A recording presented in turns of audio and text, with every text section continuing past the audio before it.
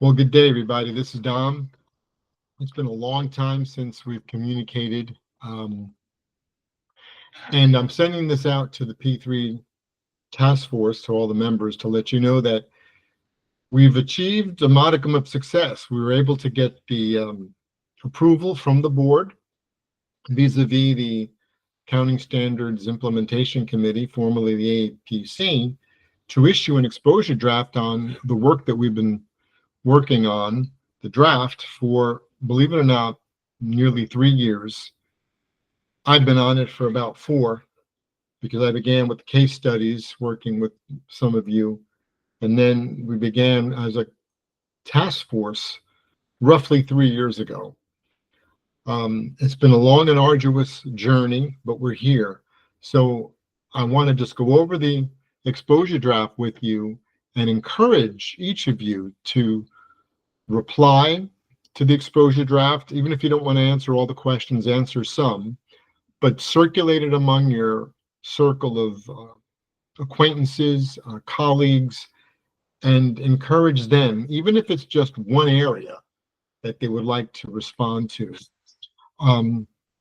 So with that being said, I want to do a share screen, and I would like to walk us through our P3 document. There we go. Here we are, final work product, with the caveat that it will be subject to change based upon respondent input and redeliberation, if any, by ASIC and then the board. We're seeking comments by June 30th, okay? It is the implementation guidance for public-private partnership standard 49. Okay, we just issued it this week. Comments due June 30th. Let me just scroll through the document. This is just boilerplate, very important background information for you historians out there and you policy folks. You will be submitting this document to not me, not the FASAB inbox, but to the P3s at fasab.gov. So we'll collect all of your responses there. And remember, they don't have to be formal.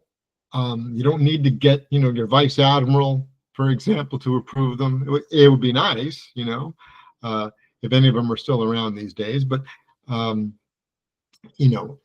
informal, if you will, is just as suitable as the more formal comment letters that we receive. Okay, let me just kind of briefly walk you through, again, to remind us all what we did. We focused on primarily the application of Standard 49 with reporting entity Standard 47 and with leases 54, because that was the number one issue brought to my attention, was how do we work with these existing standards, or these standards that share territory with public-private partnerships, since they can certainly be a consolidated or disclosure entity. They could be a related party, in some cases they are. And so Standard 47 would then have to be considered. Leases, again, many, if not most, of the P3s we're seeing in the federal sphere include some type of a lease arrangement, leaseback, sale, leaseback, etc. So that was number one. Now, listen, you remember, go back. We addressed a lot of things. Dr. Baker, Bruce Henschel, Jana Soderquist from NASA, our policy people.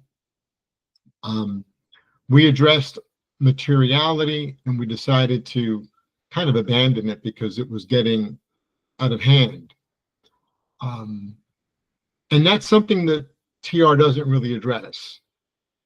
Well, through the ASIC process, although materiality wasn't really brought up as a matter of inclusion into the document, it was discussed. And that kind of coalesced around risk.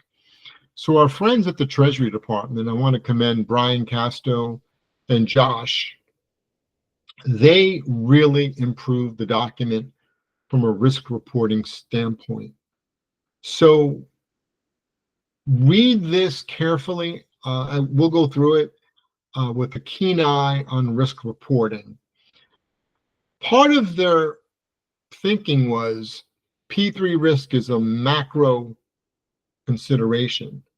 Just don't focus on paragraphs 20 and 21, those risk-based characteristics. The Treasury Department was really taking the appropriate look at the spirit of the intent of 49, which is agencies should have a holistic approach to assessing risk. And from there, you whittle it down. Well, through the ASIC process, we had some who were concerned, such as GAO, that maybe we were expanding beyond the standards requirements. So GAO provided valuable input to say, listen, we understand there are macro risks. We know that Standard 49 talks about them in the summary, but the standard says this. You need to follow the standard. So the connecting points were that the Treasury wanted to just make the point that macro risks need to be looked at, and then you correlate them to the risk-based characteristics to determine whether or not you have a reportable P3. So just because you have a macro risk doesn't mean it's automatically reportable. Now, does that mean an agency can't report? No, they can report anything they want, even well beyond the standard. Remember, the accounting standards are a minimum floor, if you will. Agencies can certainly volunteer to do more. Now, we know enough about our resource constraints and politics and tensions that exist, and that very rarely happens. But in theory, it can. So those are the areas I want to kind of focus you folks on: reporting entity, leases, and overall risks. And the last thing we see here in this bullet was focusing on how to coordinate disclosures. Remember, first I used the term harmonization. People didn't like harmonization. Then the ASIC committee came up with, alignment. And then there were objections about alignment. Finally, we've settled on coordinating disclosures. We don't want them to be repetitive. We don't want them to be too wordy. So there's a new section that was added there. So the document really has been improved and changed from what you originally remember drafting with me. Okay. This is the section on materiality. It's very generic, if you will. But we did try to tie it back to Standard 49 and its requirements. Okay. So you can read that as well, comment on that appropriately. You'll see the table of contents. We begin with the scope. What does the standard cover? We talk about the general principles. I'll go over those. What are the general principles regarding the disclosures? What are we really trying to accomplish here? And again, it goes back to risk, okay? Then we're going to talk about how to apply the risk-based characteristics. And this is where we have to really thank Treasury for stepping up and doing a lot of work in this area. After the task force, that is, during the ASIC process, they were very instrumental in helping us here, along with GAO providing some input. Reporting entity, we worked on, Dr. Baker, Bruce Henschel, and others. Also thank my colleague, Melissa Batchelor, for doing a peer review on that. Then leases, we had a separate team working on our leases. Forgive me if I'm not naming you all, but, we had Sosina helping us from the VA. We had Maribel Miller and Eddie Joe from DOD, and many others. Thomas Mann from Commerce helping us with leases. So ultimately, it was peer reviewed by Alan Perry. So thank my colleague there. And of course, this all went through ASIC. Lastly is the guidance on coordinating disclosure. So that's pretty much it. The basis for conclusions is the sanitized version of the history that we need to include. Now here are your questions for respondents. This is what you'll be responding to in the memo, okay? Do you generally support the proposed additional guidance? All right. Do you think it's good? Now, I want to just caution you all. Remember, this technical release doesn't answer all of the questions you have in the field. It's what the board decided we needed to address.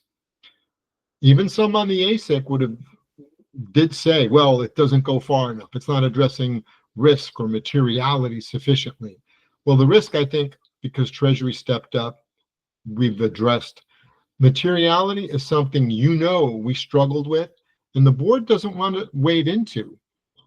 The decision there at the board table was that we will address risk and materiality through our case study analysis. That's what the board decided to do. So when you respond to Q1, keep that in mind, okay? This is a first step in providing guidance. If I get a lot of negative feedback here, my goodness, people are going to wonder, hey, should we go back to the drawing board? Well, not on this document, but yes, there are many other issues that still need to be addressed. But let's get this one done with whatever refinements you'd like to bring or suggest.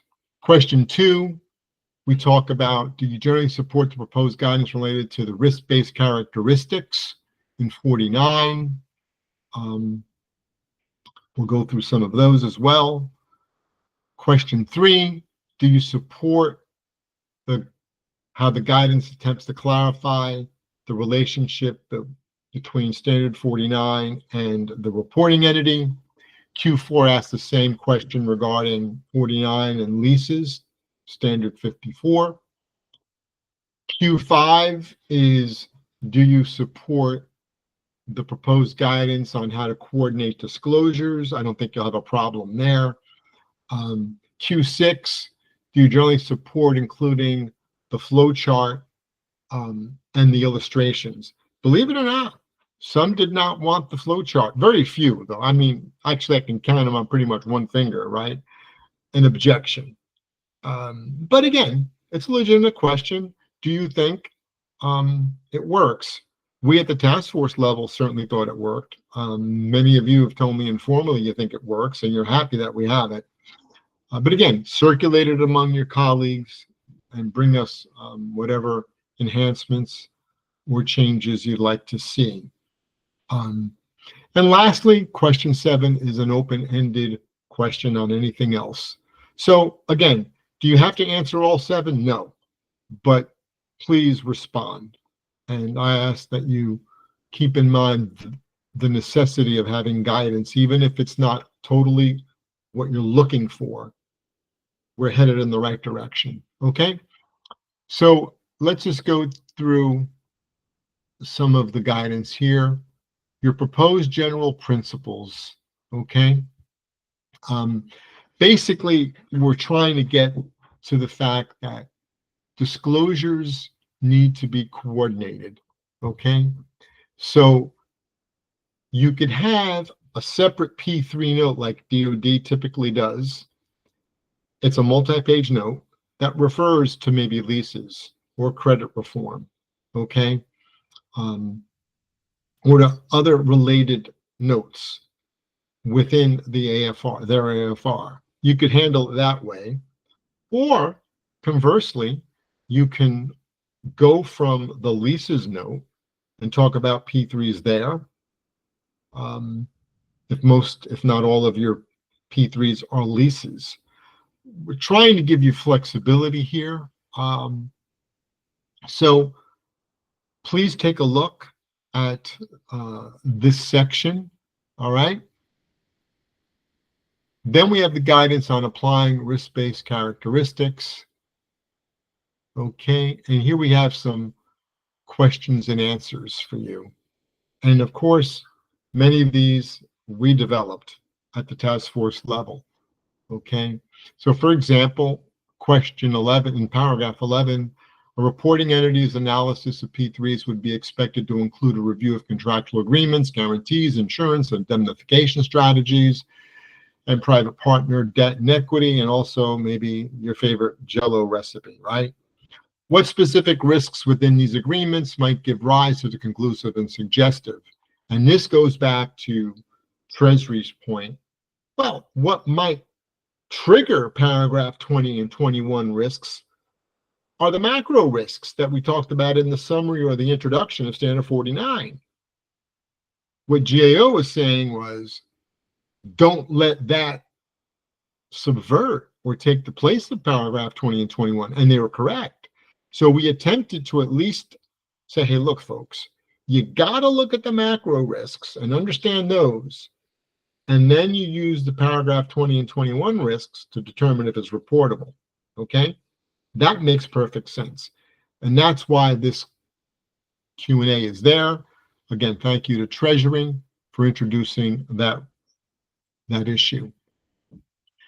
Then we get into the section of how you will apply 49 to Standard 47. We give you also Q&As here.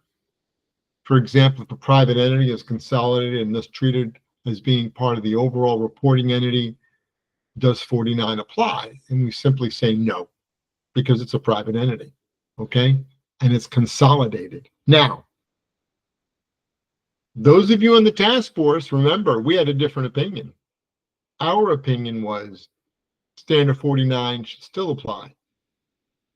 And going through the ASIC process, they disagreed. Or if there wasn't really disagreement, there were one or two parties that disagreed. And the ASIC committee, along with you on the task force, I remember chatting with you, the reporting entity team, Dr. Baker and Mr. Henschel, you didn't want to flex your muscles on this right now. You say, look, it's an exposure draft. Let's wait for the community to weigh in. If they have a problem with it, they'll let us know. So I want to thank Dr. Baker and Bruce Henschel for being extremely cordial, because we took a different approach in the task force. So that's probably the biggest issue here, other than Treasury's introduction of that risk section in the draft technical release. You can read the other questions yourself in our proposed answer. Now, what's important is when you go through these, if you think there are other questions related to 47, let us know. Okay, that's kind of the value add. But for example, if you've got a problem that we're not addressing credit reform or direct loans, or if we're not specifically addressing an issue your agency is dealing with, I would suggest not bringing that here, because it's not going to play, because we were given specific guidelines on what issues to address here for the board through ASIC. However, other issues you bring to the table, what we can then do is, again, reconvene the task force and begin working on those. And hopefully that won't take 3 years, okay? 54, same thing. We're giving you a Q&A format. If a P3 arrangement or transaction includes a lease or lease component, do both 49 and 54 apply? Yes. Okay, that's the answer. Then you read the full extent of our answer and you determine, hey, does this make sense that, you know, you've got a P3 that's pretty much using a lease, but that lease does in fact qualify under 54. Is it an either or situation? We're saying no, it's a both situation, okay? This is where you would have to coordinate your disclosures, okay? And then we also discuss here in paragraph 24, the question is, how might 49 and 54 disclosures be coordinated? And we explain it. I want to thank April Pratt, Christy Dewhurst, and GSA for paragraph 30 and 31. We got some pushback on this. Our energy savings performance contracts, P3s, and April Pratt and Christy Dewhurst were emphatic to say yes. The task force agreed. Again, we got some pushback. Came a little bit from OMB. They were thinking these were pretty much leases. They were trying to push for leases, but GSA held their ground. The task force supported them, and we're saying they are alternative financing arrangements. So again, I want to just point out how the process worked beautifully. It did take longer than I think it should have, and there are other offline reasons why that occurred, but the process worked well. Your work was well received. It was heard. It was challenged, but I was very proud of how our reporting entity team conceded to the issue of the consolidated entity and said, hey, look, let's leave it open for discussion. And I'm very proud of April Pratt and Christy Dewhurst and the leases team for holding fast. I support the consensus. I do my best, and it worked. Okay. Okay, guidance on coordinating disclosures. Here's a question we have. Does coordinating disclosures between 49 and other related standards mean that entities should change or alter existing disclosure required by other standards? No, we're not going to change. You can't play that game, okay? Well, the P3s say we got to do this, so we can't do it there. No, you're going to have to use your professional judgment to merge the requirements, my friends, okay? Remember, 47 is a principles-based standard when it comes to disclosures. It's not as prescriptive as our paragraph 24 in standard 49 is. That gives part of the problem. But yet, both share one thing, 49 and 47. Risk. They talk about risk and risk of loss. All right? So remember that. All right. The last question here, is it appropriate to disclose specific P3 related assets, liabilities, etc., and the level of aggregation? Yes. In a P3 note, a specific reference may be made to the note where more detailed information is disclosed. Also, the other note may refer to the P3 note. We're basically saying you have flexibility. Remember, I had one agency that actually describes their P3s, and they do use direct loans and guarantees. They use note 1 to describe their P3s and to comply basically with standard 49, and then they reference, like a traffic cop would, to related notes. It's the DFC. It's the, I always want to say defense, but it isn't. But it's the Development Finance Agency. They used to go by OPIC, I believe, Overseas Investment. And Energy. Last time I looked at Energy's P3 note, they didn't do it in note 1, significant accounting policies. They actually did it in their, I believe, the leases note.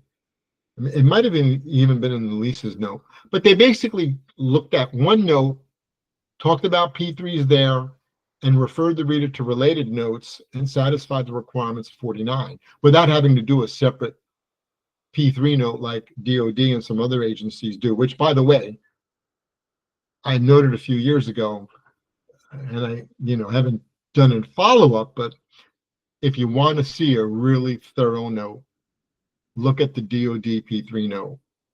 You might say, oh, Dom, it's overkill. It's a great model to look at, okay? Pare it down and you can adjust it accordingly, all right? So anyway, the TR is intended to be effective upon release. So my friends, then we give you the basis for conclusions here. You can look for yourselves if you want to see the history. I would read paragraph A15, risk and materiality. Take a look at that. Now, it's non-authoritative, but it might provide you with some insight and thinking. The illustrations now, we give you the flow chart steps. But basically, all of you remember, we looked at this. We had a team study the situation of how we begin Standard 49, and we funnel it through reporting entity, leases, and then we look at coordinating disclosures. Underlying all of this is the red boxed material that deals with materiality, okay? Always got to keep that in mind. So take a look at the flow chart. We hope that helps you. And remember, think about this as if you had to teach someone just coming out of college who just joined your office and they've been assigned, or you want to assign P3s to them. Will this help you educate them? Kind of look at it as an educational tool. And if it can be made better, let us know. Okay. But this is the waterfall approach the task force developed.